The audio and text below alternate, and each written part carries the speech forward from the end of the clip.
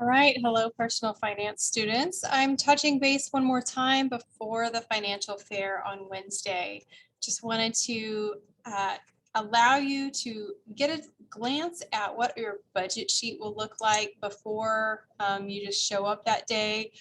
You can kind of see it in my background here. It can be a little overwhelming. So I'm going to just break it down for you and let you know what's on there, what's important, what goes where, so that you will be a little bit more prepared when you show up on Wednesday.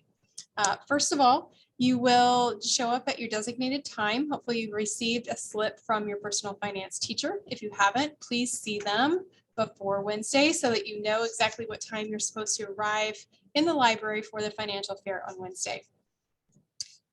You will either be there 6th hour or 7th hour on Wednesday. You'll come just to the library. I will be there as well as one of the bank employees to kind of check you in and register you. And so at registration, a couple things will happen. You will get a printed out budget sheet, and I've got it here in the background. It's 3 pages long, but it's got everything that you need on it. You will also spin the wheel to get a randomized credit score.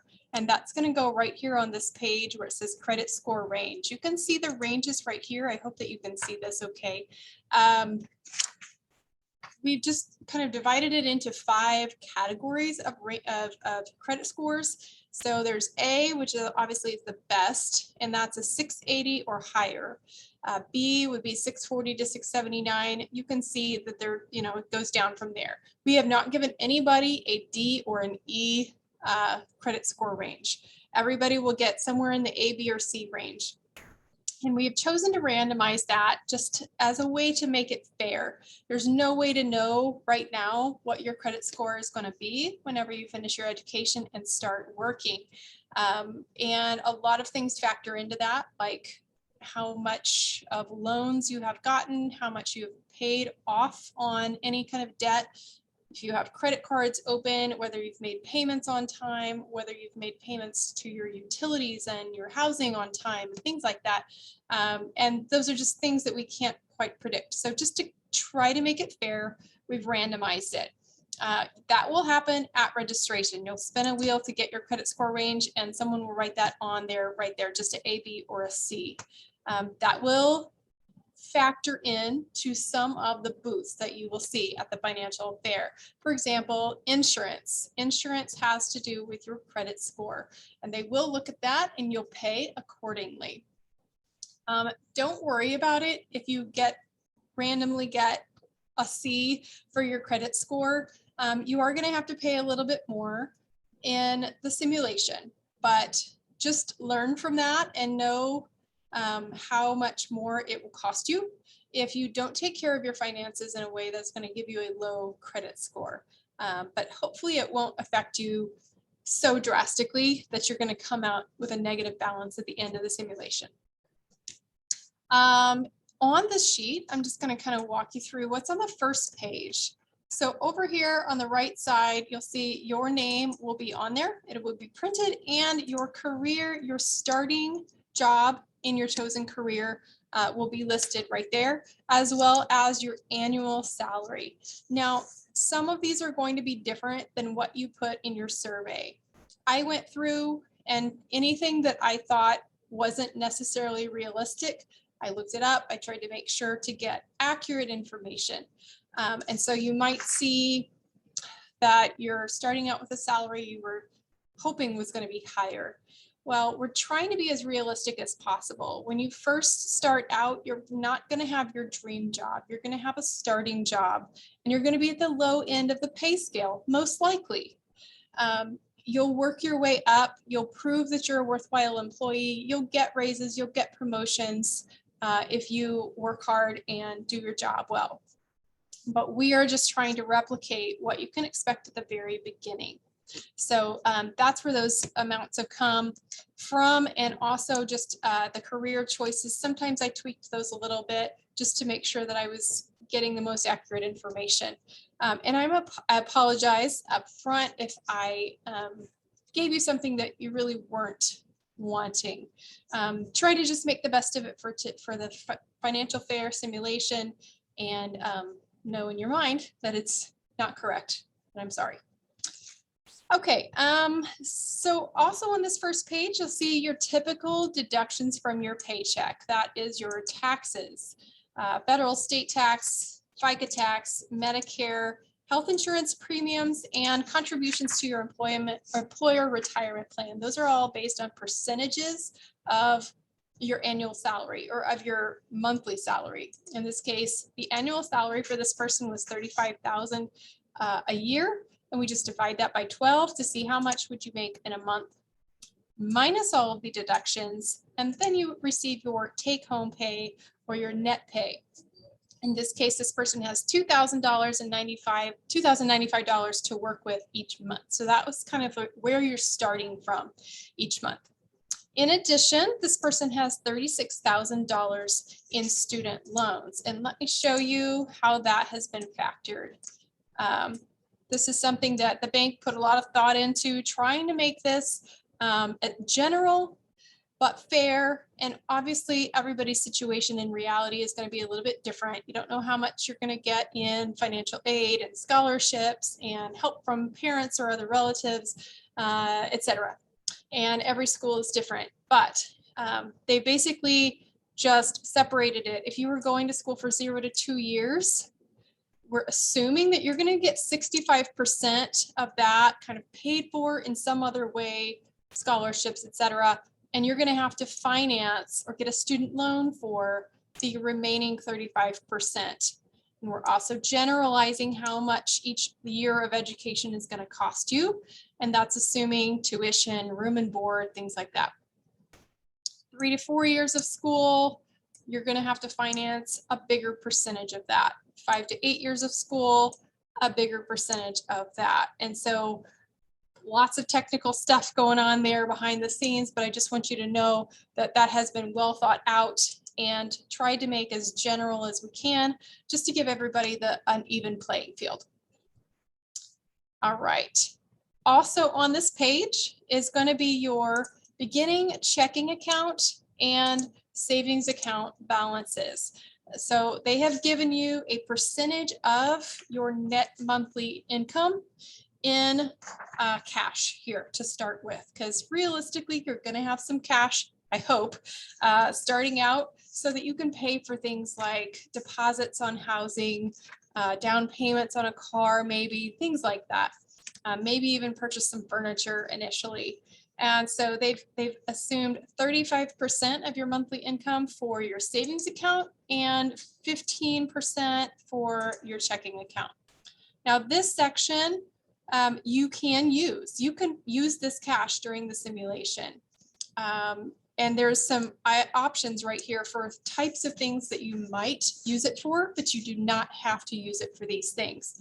If you get to your housing deposit and you can afford that based on what you have in your checking account, you can go ahead and use that cash for your housing deposit, or you can use it from your savings account. Appliances, furniture, cell phone purchases, lifestyle purchases, which we'll get into. And then the last thing is the Wheel of Reality. And that is a wheel just like Wheel of Fortune. It's got different things on different pegs and you'll spin it. That's a separate booth that you'll visit. And it could either result in a positive thing or negative thing. Maybe you get $100 for a bonus from work, or maybe you have to pay $250 to fix something on your car. So you don't know what it's going to be, but that's going to be something that's thrown at you. If it's cash coming to you, you can deposit it right here on this line or in your savings account. I'm not sure why that one's missing right there. Or it might mean that you have to pay for something and then it's going to be a withdrawal from either checking or savings. Booth initials right here. That means that whoever is helping you at that booth, they're going to initial right there and make sure that you put the correct amounts in all the right places. Okay, they're there to help you, and they will know where things go, hopefully. Next page. So here's where starts your budget worksheet. Minimize myself a little bit there. You've got, just as a reminder, your name and your title and your monthly income. Starting out for the month after taxes, here's what you have to work with. And I'm going to zoom this in just a little bit so you can see it better maybe. So let's go over what's in each column here. The booth number doesn't really matter to you. The booth description, no. So you'll go to the auto booth. That will be one of the first booths that you have to visit. That one in the housing. Those you want to do first thing before you do anything else. And then it says if there's any booths that you have to visit before you go to this booth, it will say it right there. As you look through there, everything says a 1 or a 2 or nothing. So those first two booths, the housing and the auto, those are the important ones to start with. And then there is a column here for the monthly payment that's going to result based on what you chose in that booth. So based on, let's go to the housing one. If you choose a certain apartment and it's $400 a month, $400 will go in that column right there. And the people at the booth will know where this goes and they will be able to help you with that.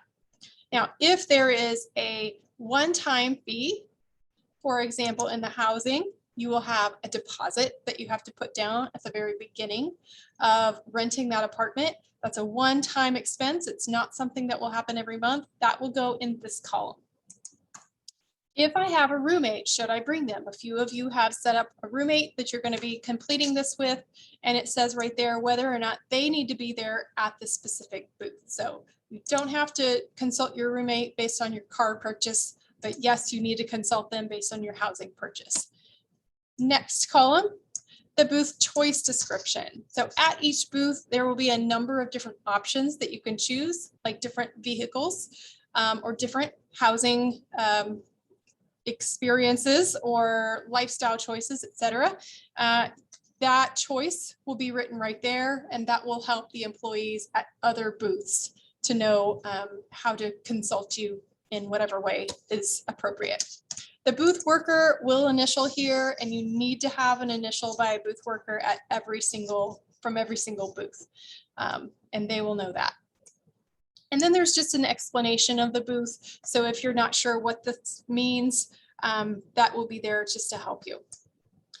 Okay, I'm going to scroll shortly through the different booths that there are, and just to show you the different choices that you will be making at the simulation. So first you've got autos. There will be a number of different automobiles. They are all used vehicles, and you'll choose one. Based on your choice, there will be a monthly gas cost, and it will be based on the mileage of the gas mileage of the vehicle. Taxes and maintenance. Taxes is based on the price of the vehicle, and maintenance probably based on the type of vehicle or the year, things like that. Housing, self-explanatory. Auto loan. So after you purchase your car, you will go to the auto loan table and figure out how much per month you're going to have to pay out of your paycheck to buy that vehicle. And for the simulation, we are assuming that you do not have a car. I know that's not necessarily realistic, but that's where we're going to start from, that assumption on all of this. We're going to assume on all of this that you do not have a place to live yet, you do not have any furniture, you don't have anything. Insurance, that's a separate table. So you have renter's insurance, you can purchase auto insurance, you have to have that, and any other insurance. That could be based on your career choice. For example, if you are any kind of a doctor, you have to have malpractice insurance. And so that's going to be possibly, I think you have to actually get that at the booth itself. It could be already on there on your sheet. I'm not totally sure. The appliances, things like washer and dryer. That's going to be some things that you have choices. Do you want to rent them? Do you want to buy them? Based on how much money you have, you'll have to make that choice. Utilities, things like electric, water, sewer, trash, gas, propane, that kind of thing.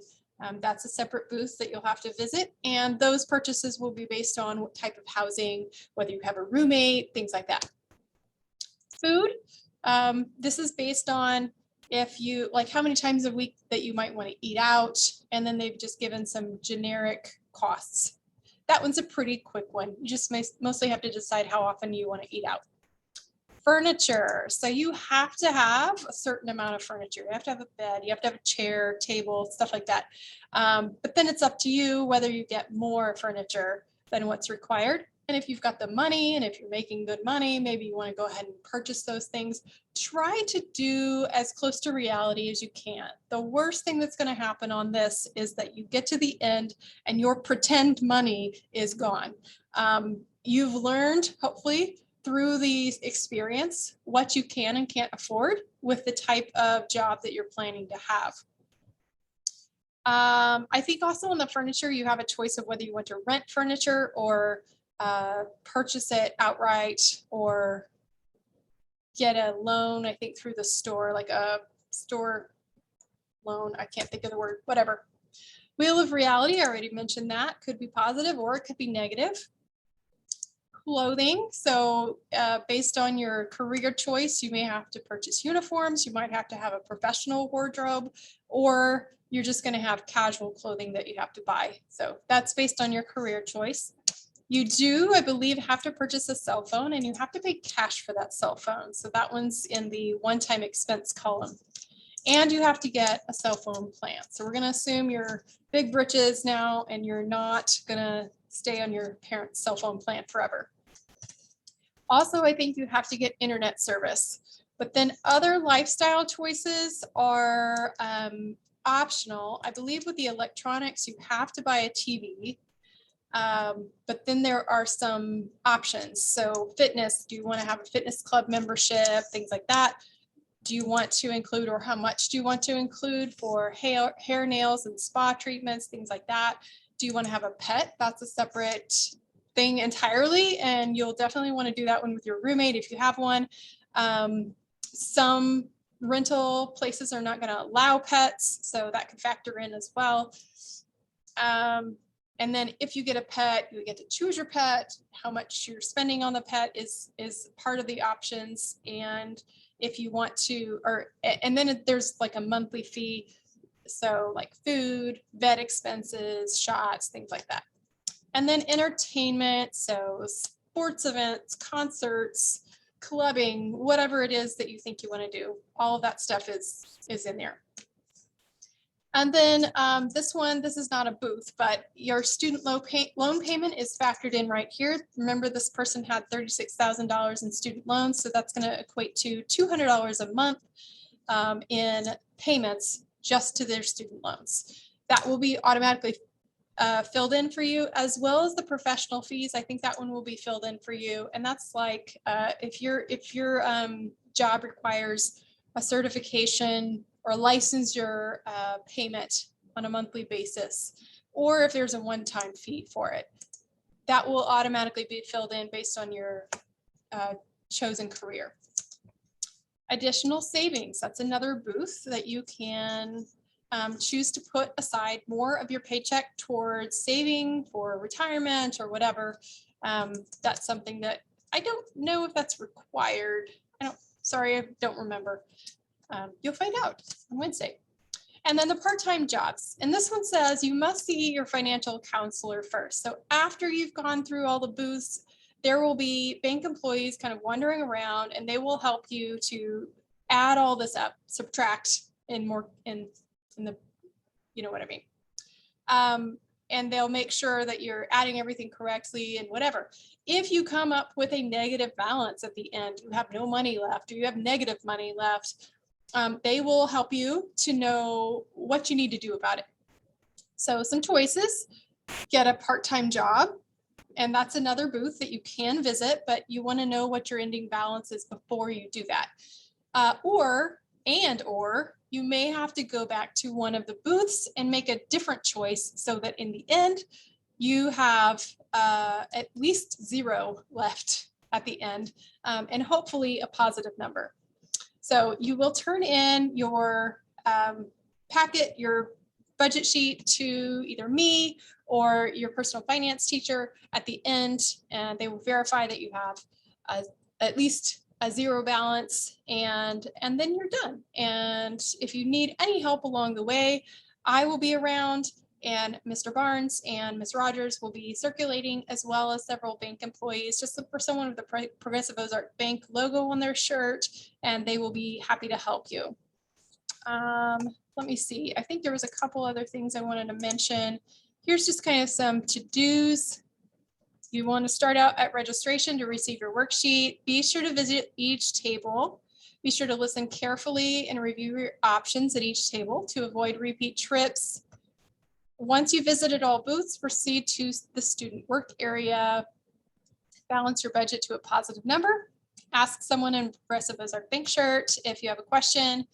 And finish by speaking to a financial counselor in the student work area. And they're just the people who are there helping you add up your balances and make sure everything's good. See if you have any questions. Here is an example. Let me go to housing. Here's an example of what the choices will look like. I'm just going to show you one here at the booth. So this one, again, it's a spreadsheet. It's a little bit confusing. You've got your 8 options listed over there. You can live at home with your parents. You can rent a room that has a shared bath and kitchen. You can have a studio apartment. That means there's no separate bedroom.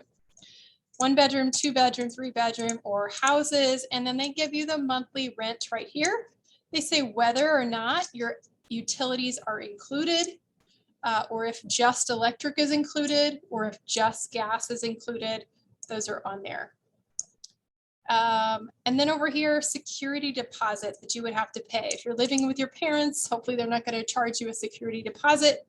And then here's the amount that it would cost you. And that's a one-time expense that you will have to pay just at the beginning when you first get your apartment, but it's not a recurring monthly expense. Whether appliances are included, your refrigerator, your washer, dryer, and then if pets are allowed and how many are allowed. So just kind of breaking it down, but everywhere that you go will have something that looks very similar.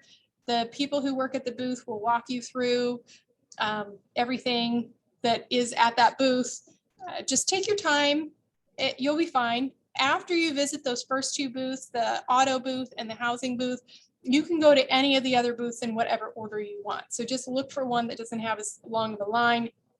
It will be a little bit congested at the beginning because 33 people need to visit those first 2 booths from the get-go. So just be patient, have fun with it, learn what you can, and I hope that you enjoy it.